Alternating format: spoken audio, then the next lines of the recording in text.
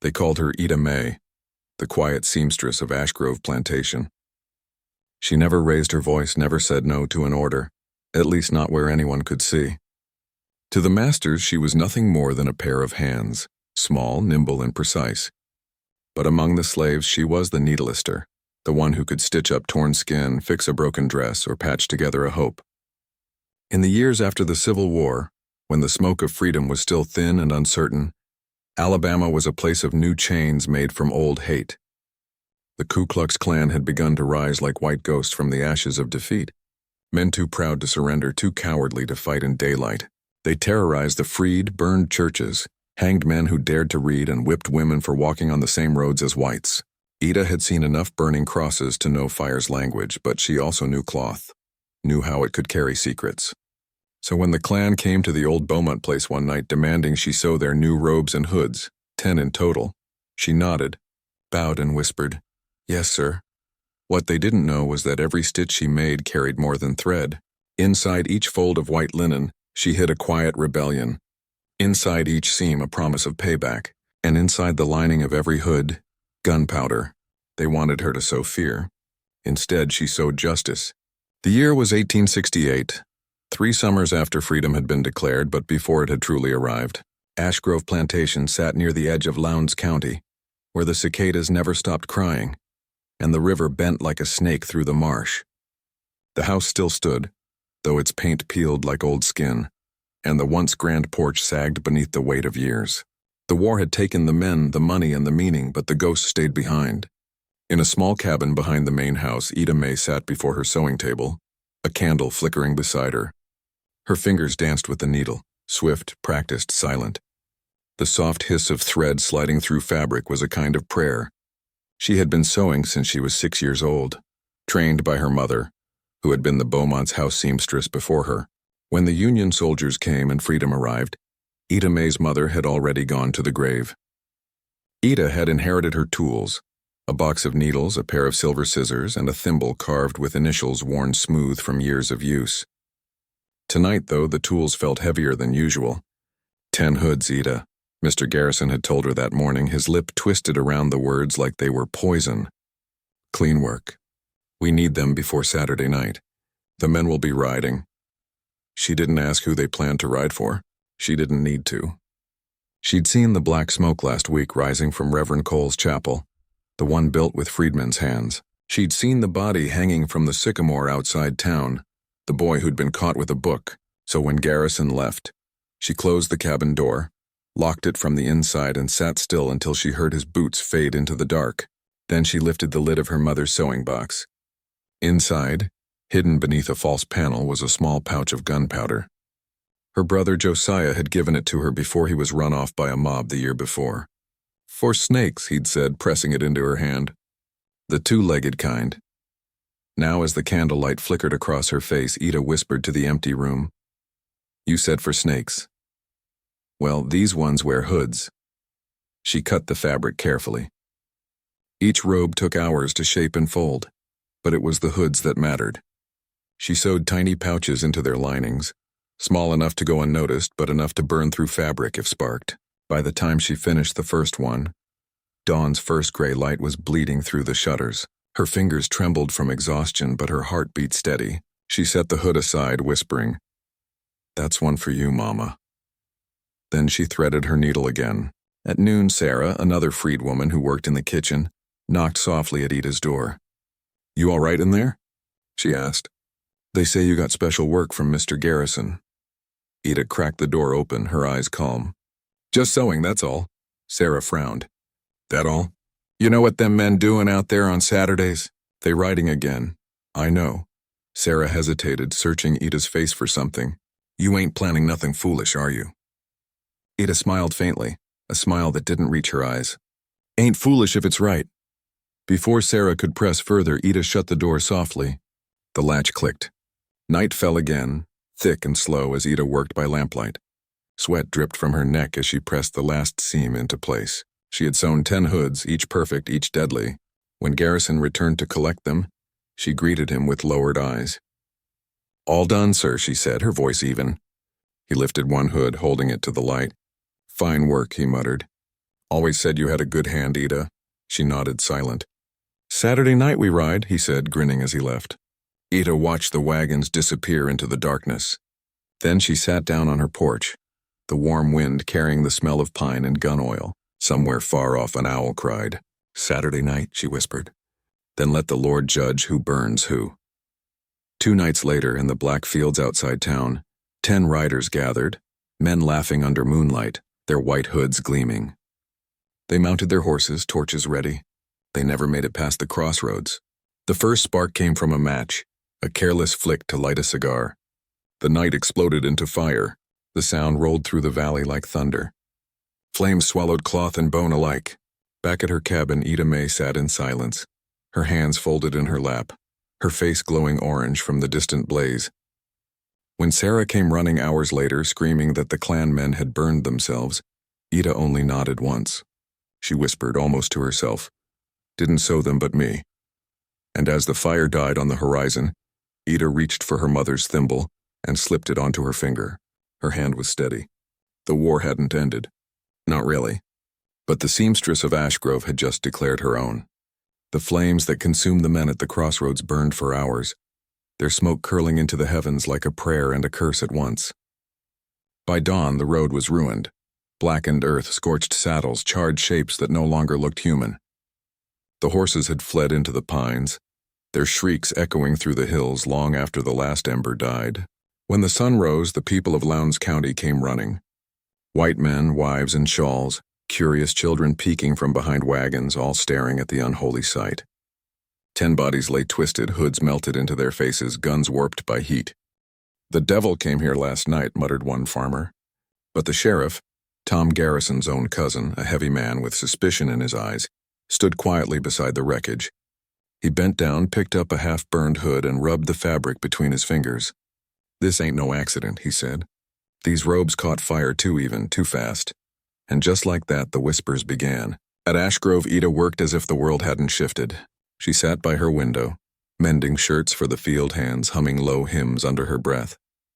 But outside, fear grew thick as the heat.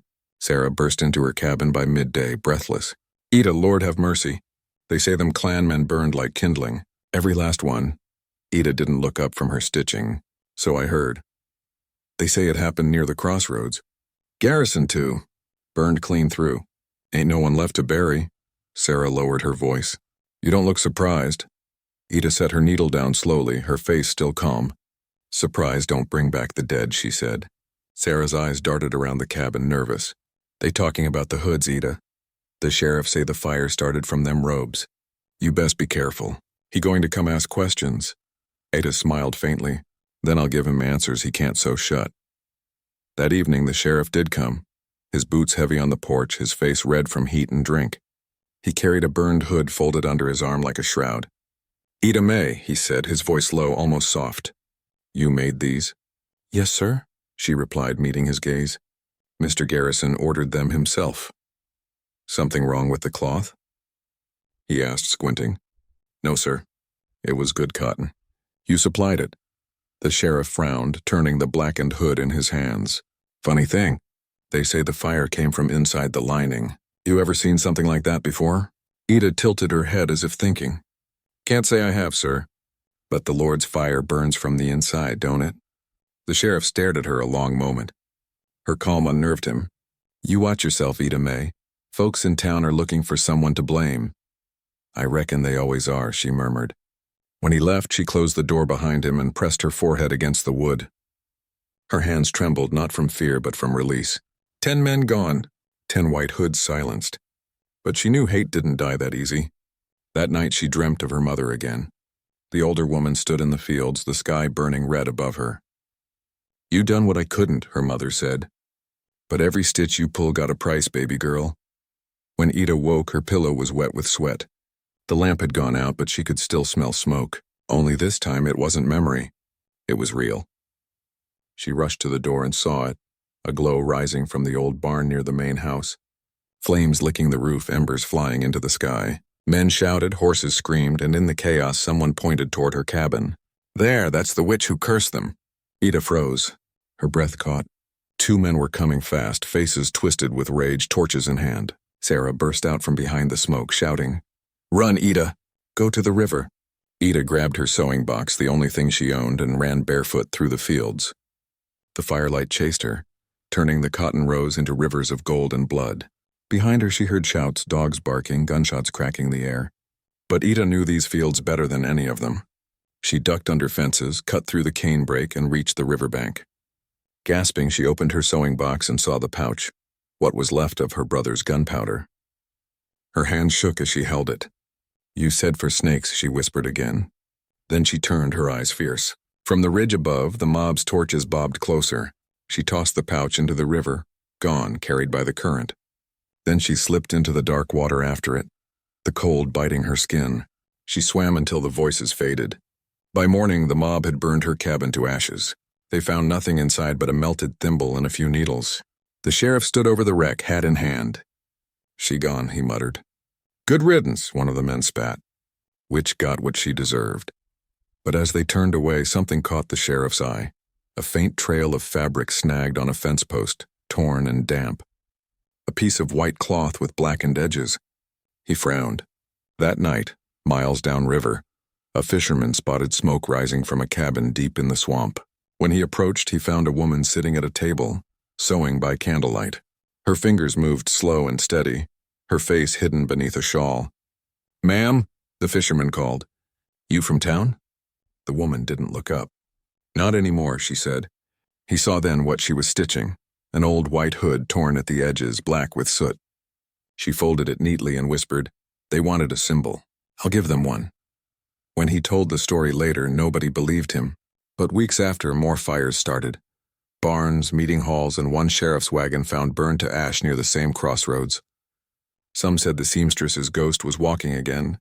Others swore she was still alive, sewing in the dark, her needle glinting like a blade. But the slaves of Lowndes County, free now but never safe, they knew better. They whispered her name in secret, in prayer, Ida May, the fire seamstress. And whenever a white hood disappeared from a porch or a barn burned under moonlight, they'd smile faintly and say, "Looks like Miss Ida's still sewing."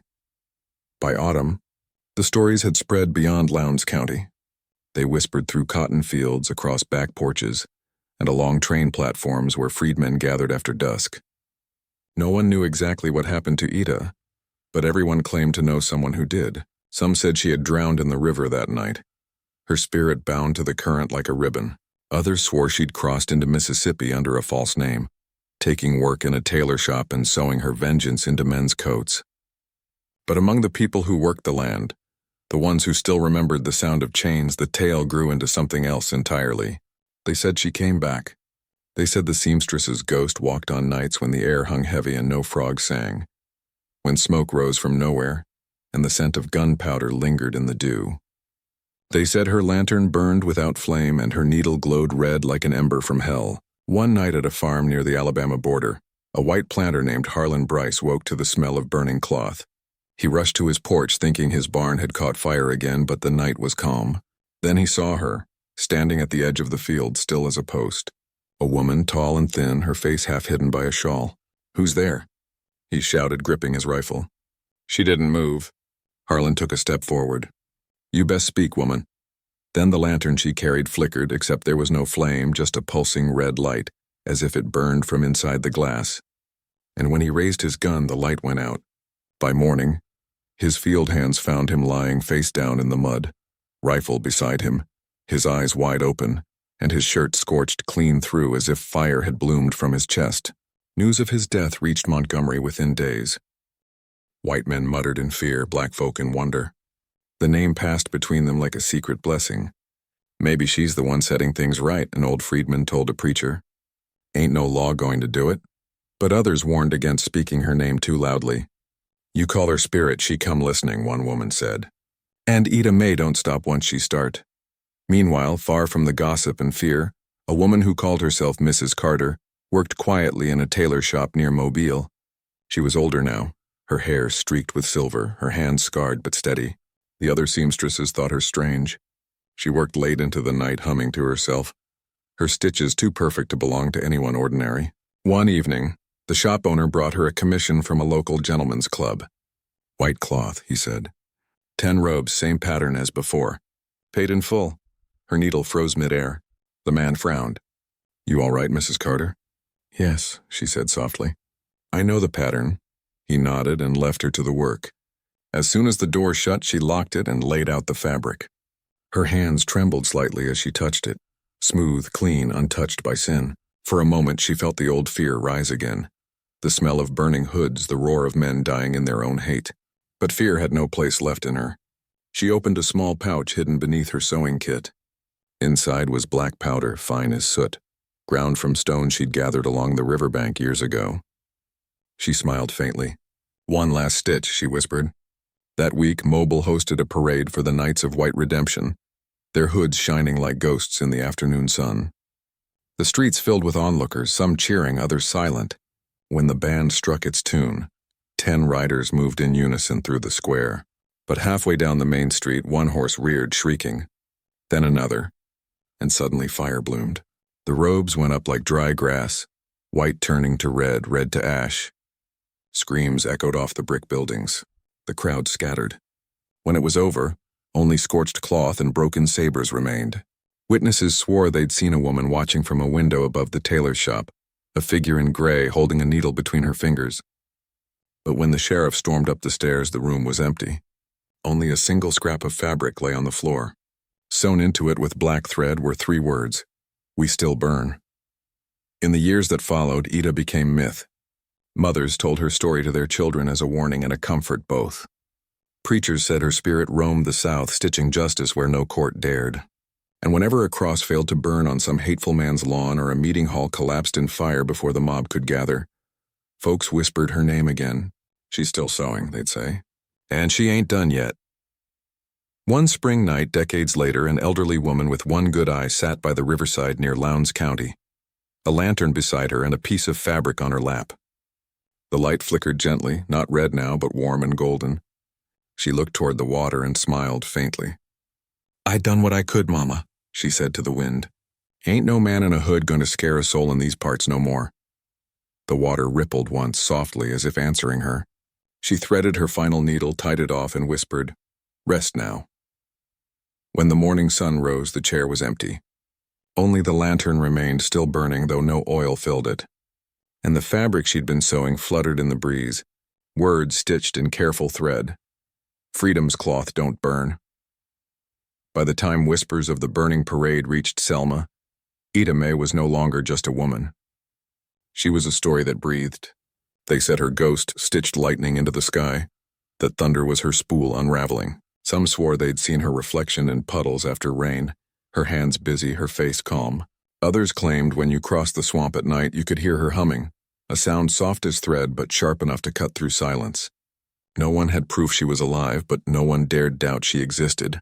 In 1892, a preacher named Isaiah Burke began to travel through Alabama's black settlements, carrying nothing but a Bible and a sack of charred cloth. Inside were scraps of burned white hoods. He would hold them up to his congregation and say, "Truth is greater than this. This is the cloth that once claimed to be pure.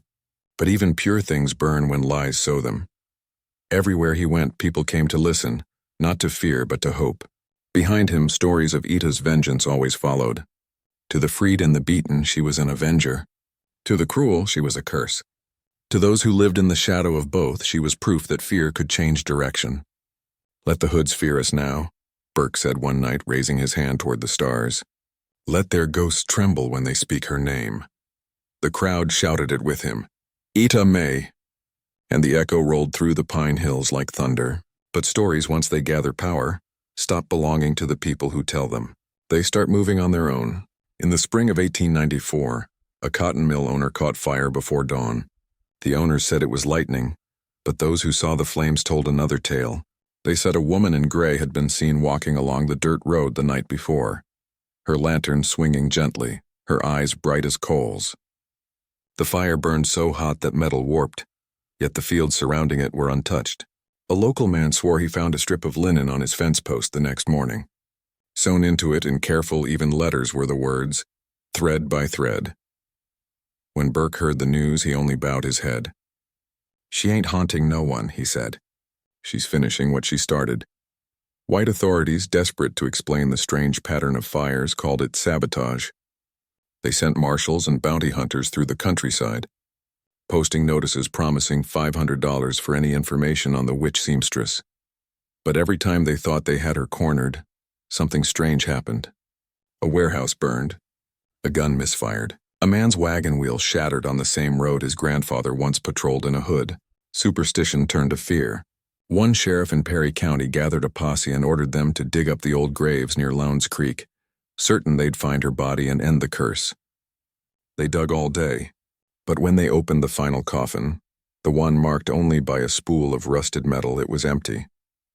Inside was a single piece of fabric folded neatly, embroidered with crimson thread. The needle never sleeps. That winter, the fires stopped. But something else took their place. In small towns across the South, women began sewing together at night by candlelight in hidden rooms. They mended coats for the poor, stitched blankets for newborns, and quietly added patterns of 3 red stitches to the corners of their work, a secret sign of defiance. They called themselves Ita's Circle. Many couldn't read or write, but they learned to communicate through patterns. Certain colors meant safe house. Certain shapes meant danger ahead. Their thread became a language, their sewing a revolution. When the white patrols caught wind of it, they tried to ban all nighttime gatherings. But for every woman arrested, 3 more took her place. By 1899, the phrase, "she's sewing again," had become a warning whispered among men who still clung to their hoods. They started locking their doors tighter, praying longer, drinking harder. Some even burned their robes willingly, just to sleep without nightmares. One was overheard crying to a preacher, "I can hear her needle in my sleep." In the early years of the new century, the legend reached beyond Alabama. Across Georgia, Mississippi, and Louisiana, stories of the seamstress's ghost became part of local folklore. In some towns, children left spools of thread on their porches on the anniversary of the burning parade, to keep her spirit busy sewing, not burning, as the elders said. But in others, the day was celebrated. Lanterns lit the riversides and hymns filled the air. Songs not of mourning but of freedom stitched from fire. In 1907, long after her supposed death, an elderly black woman arrived in Montgomery with a young girl at her side. She introduced herself only as Miss Edna, a seamstress looking for work.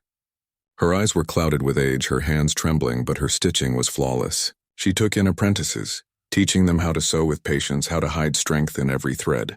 And when one girl asked her why she always hummed the same tune, Miss Edna smiled faintly and said, "It's a song from before the world turned mean."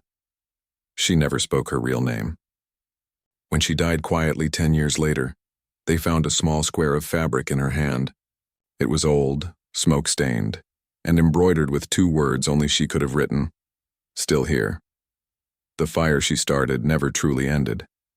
It simply changed shape, burning now in words and courage, in the small, steady hands that refused to tremble when they reached for a needle.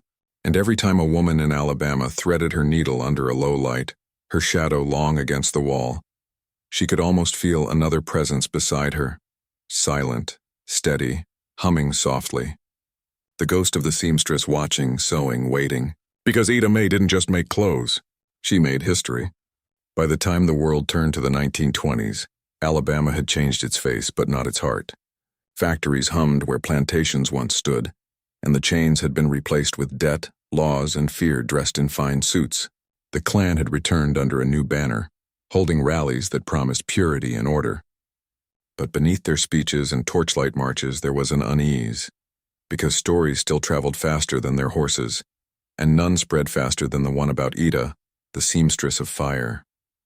In 1921, a new woman began showing up in small black communities across the South. Her name was Sarah Bell, a traveling dressmaker. She was quiet, polite, and fast with her needle. She'd fix a hem, mend a jacket, patch a quilt, and while she worked, she'd hum an old tune that some of the elders recognized but couldn't place. "Sounds like something my granny used to sing," one woman whispered. Sarah never said where she learned it. But whenever she left a town, she left behind something more than stitches. She left letters, tiny ones sewn in thread, hidden in the folds of a dress or the edge of a blanket.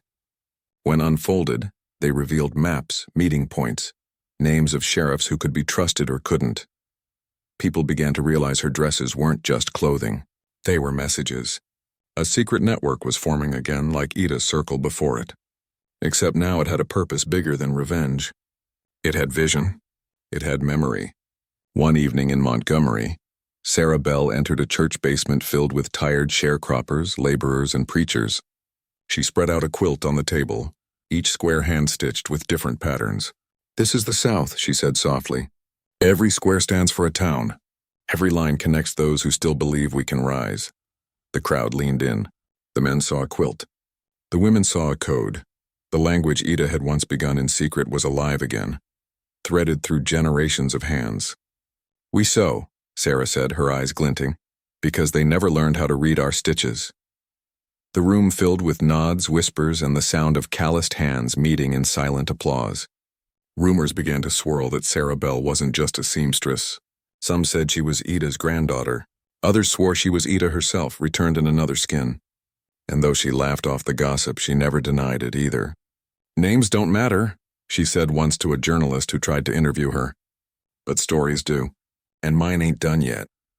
The journalist printed the quote the next day, and the Klan noticed. Within weeks, Sarah was hunted. Her shop was burned down in Birmingham, but she escaped. She was seen boarding a train eastward, carrying nothing but a black case of sewing tools and a roll of white cloth. A month later, the grand parade of the Klan in Atlanta was interrupted by something unexpected. As the hoods marched through the main street, one robe caught fire, then another, then another. The crowd screamed as flames leapt from one man to the next, not wild, chaotic fire, but a slow, crawling burn, as if the cloth itself had turned against its wearers. When they tore the robes off, the crowd saw the linings, tiny seams embroidered with a silvery thread, and within that thread was the faint smell of sulfur. On the last robe to burn, investigators found two small initials stitched at the neck: E.M. The event became known in local papers as the Atlanta Burning, though no one could explain how it happened. The official report blamed a defect in the manufacturing process. But those who remembered whispered another truth. They said Ida May had risen again, this time not in flesh but in the skill of a woman who remembered her craft, her courage, and her code. Sarah Bell vanished soon after that day. Some claimed she was seen in Charleston working at a tailor shop. Others said she crossed the ocean, carrying her needles to Europe. But one letter, found years later in a hidden drawer of that Montgomery church, told a different story. It read, "Truth is greater than what a woman's hands can build or burn. Mine have done both. What I make next will not kill. It will awaken. Let them wear their white robes. They forget who taught them to fear the fire. E.M." The legacy lived on through cloth. During the 1930s, women in the Black South began quilting together again, but this time their patterns told stories of defiance. Each quilt held hidden marks, symbols of roads, towns, and faces lost to time. Historians would later marvel at their beauty, never realizing that many of those decorations were maps. A few quilts bore a single symbol stitched in red, a needle wrapped in flame. Only those who knew the legend understood what it meant. By the 1950s, as the civil rights movement began to stir, the name Ida May was rarely spoken aloud, but her spirit lingered everywhere. A young woman named Rosa, ironing a white blouse before a long day of protest, told a friend, "My grandmother used to say, 'Keep your hands steady even when the world trembles.'" And somewhere far away, in a museum basement in Atlanta, a curator unfolded an old robe from storage, a Klan hood blackened from age. When he turned it inside out, he froze. The seams glittered faintly in the light, and there, stitched in crimson, were two words no one could explain: "Still burning." With fabric and thread, Ida May had become more than legend. She was a language, a movement, a quiet hum passed from one woman to the next, hidden behind their daily work, stitched into the fabric of freedom itself. For every robe burned, for every life taken, there was a thread that remembered, refusing to break. And though the world forgot her name, every time someone picked up a needle to mend what had been torn, a whisper crossed their mind, soft as breath, fierce as fire. Truth is greater. The needle never sleeps. By the 1960s, America was caught between two fires, one of hatred, the other of hope. The marches, the sit-ins, the boycotts, all of it pulsed with the energy of generations who had carried pain and purpose through bloodlines. And deep within that storm of voices and banners, there were women sewing again, They stitched flags, armbands, church banners, even simple handkerchiefs for the men who would stand before police dogs and water hoses. But in a small apartment in Montgomery, Alabama, an old pattern reappeared, one that no one could quite explain. On the back of a protest banner, a young seamstress named Naomi Carter stitched a small mark at the corner, a needle wrapped in flame. She thought it looked pretty, something her grandmother had shown her once.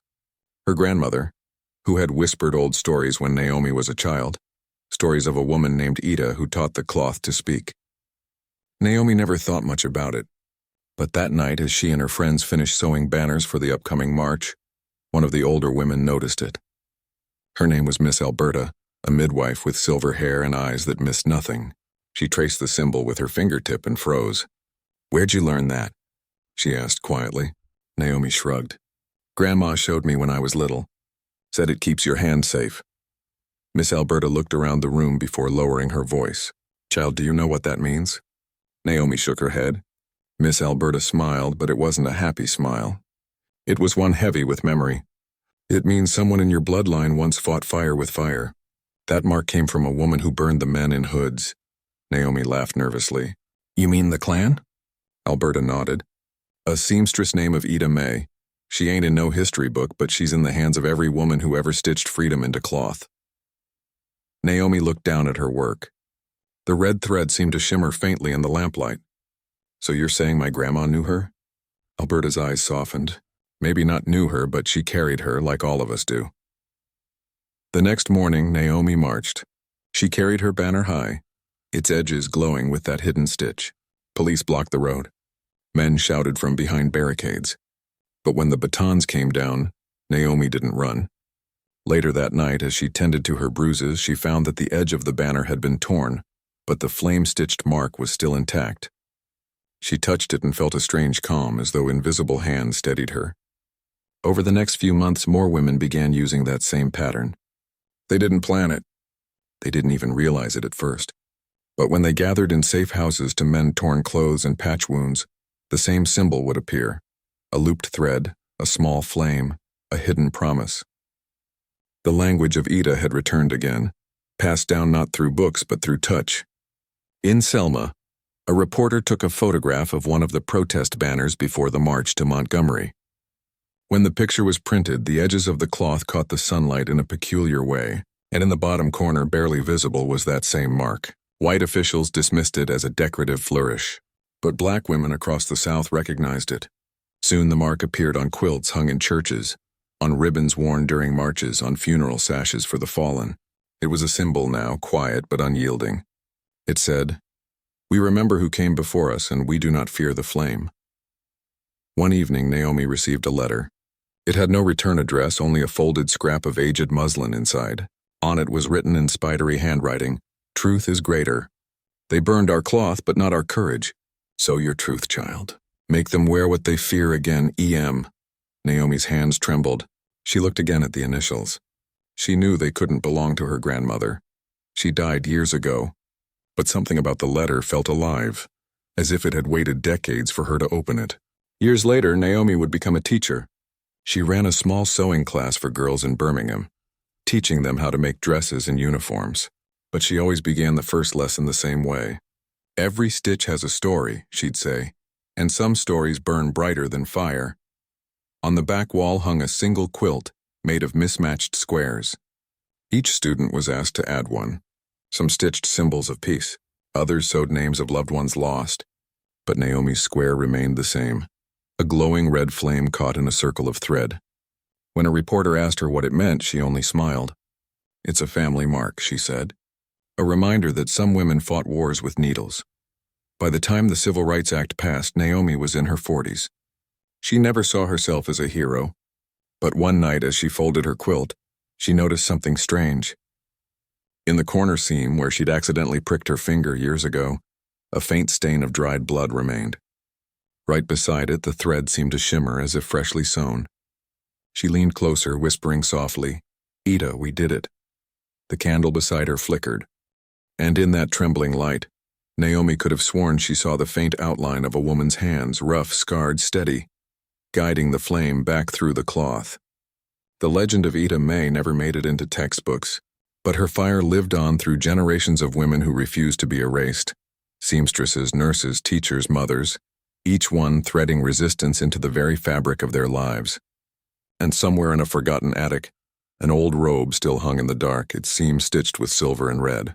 Every few years, when the air turned hot and heavy, the cloth would shift ever so slightly as though the threads remembered. The mark remained unbroken, and if you held it up to the light just right, you could still see the words stitched along the inside. Too faint for the eye, but alive in the spirit. Truth is greater. The needle never sleeps. By the time the century turned, the symbol of the needle wrapped in flame had become a whisper among activists, a mark that appeared on handmade banners, protest scarves, and quietly on the cuffs of those who marched for justice. No one knew exactly where it came from anymore, but in a way that was the point. It wasn't one woman's story anymore, it was everyone's. In 2015, Leah Carter, a documentary filmmaker and great-great-granddaughter of Naomi Carter, sat in her grandmother's old sewing room in Birmingham. The space smelled of cedar and old fabric. Boxes of thread lay in the corner, and sunlight filtered through lace curtains that fluttered like ghosts. Leah had grown up hearing fragments of the tale, a slave woman who had sewn something that burned back. As a child, she'd thought it was a fairy tale, part horror, part heroism. But when she found her grandmother Naomi's quilt wrapped in muslin and sealed with wax, she realized there was more to it.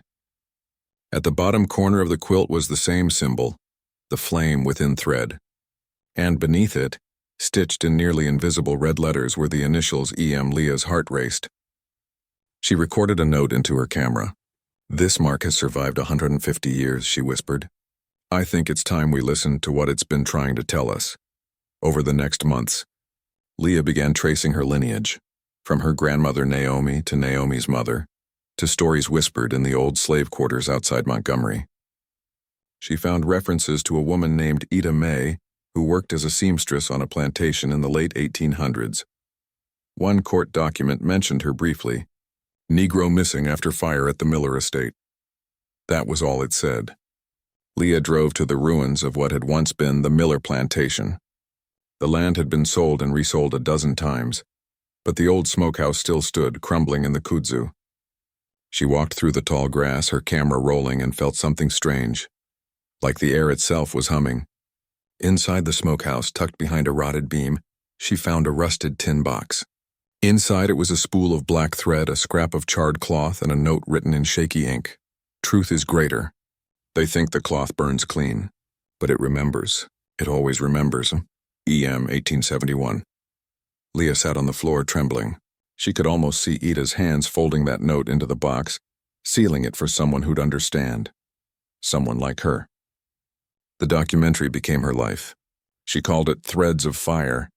It followed the hidden history of enslaved seamstresses, women whose work clothed their oppressors, but also carried coded defiance. Leah interviewed historians, activists, descendants of former slaves. She learned that women had long used stitching as a secret language, in quilts and hymns and the smallest details only another woman would notice. But as she edited her footage, Leah began to notice something eerie. In every photograph she used, every old piece of cloth, every archive, the symbol of the burning needle appeared faintly, sometimes in places it shouldn't have. On a Klan robe photographed in 1922, there was a subtle scorch in the fabric near the collar. On a civil rights protest banner from 1965, the bottom corner bore the same loop, and in a photo of Naomi Carter sewing in her kitchen, Leah's own grandmother, the sunlight reflected off her needle in a way that made it look like flame. Coincidence, she told herself. But deep down she knew better. When Threads of Fire premiered in Atlanta, it drew hundreds. Historians praised it, students cried, and older black women sat silently nodding. When the lights came up, an elderly woman approached Leah. She wore a long red scarf embroidered with the flame and thread mark. "You told her story well," the woman said softly. Leah smiled. "You mean Ida May?" The woman shook her head. "No, child. Our story." The next morning, Leah returned home. The house was quiet, but she could still feel the hum from the old quilt upstairs. She laid it across the floor and pressed her palm to the corner where the initials were sewn. Something warm pulsed beneath the fabric, not hot, just steady like a heartbeat. She whispered, "Ida May, I hope I did you justice." The candles flickered, and for just an instant the threads of the quilt glowed, faint and red, forming a shape. A woman's silhouette bent over a needle, surrounded by sparks. Leah gasped, tears welling in her eyes. But then the light faded, leaving only the cloth. That night she received an email from a young designer in New York who'd watched the documentary. The subject line read, "About the symbol, I've seen it before." Attached was a photograph of a protest banner from a 2020 march. The needle and flame stitched into the bottom corner. Leah's hands shook. The legend was alive again. She smiled, realizing then what Ida had meant when she wrote, "The cloth remembers." It wasn't just about vengeance or even justice. It was about endurance, about how stories survive when people do not. In every movement, in every banner or scarf or folded flag, the hands of women still stitched defiance. Not just Ida's, but Naomi's and now Leah's too. The needle never stopped. It only changed hands. As dawn broke over Montgomery, Leah stood by her window, watching the sun rise through the gauzy curtain her grandmother had sewn decades ago. The light caught the thread just right, and for a heartbeat she saw the faint glow of fire stitched in gold. She whispered the words passed down through her family, words that had no author, only a legacy. Truth is greater. The thread breaks only when the story ends, and this story ain't done yet. Then she picked up her camera, her needle, and her purpose. The next chapter of fire had already begun.